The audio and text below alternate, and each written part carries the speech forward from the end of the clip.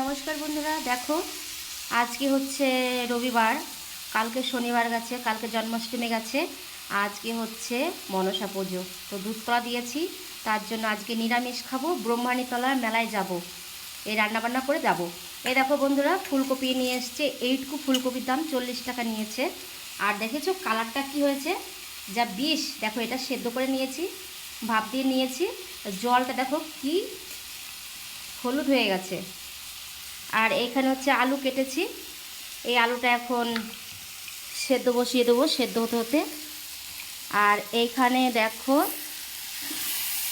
চাল কুমড়ো ভাজা।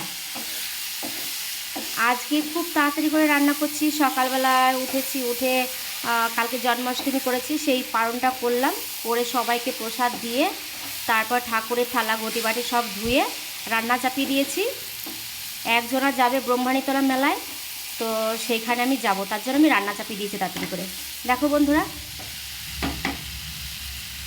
তার জন্য বেশি কিছু করব না।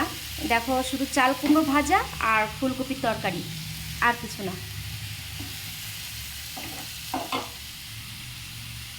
তাহলে ভিডিওটা আজকের মতো এখানে রাখছি। তোমরা সবাই ভালো থেকো, সুস্থ থেকো।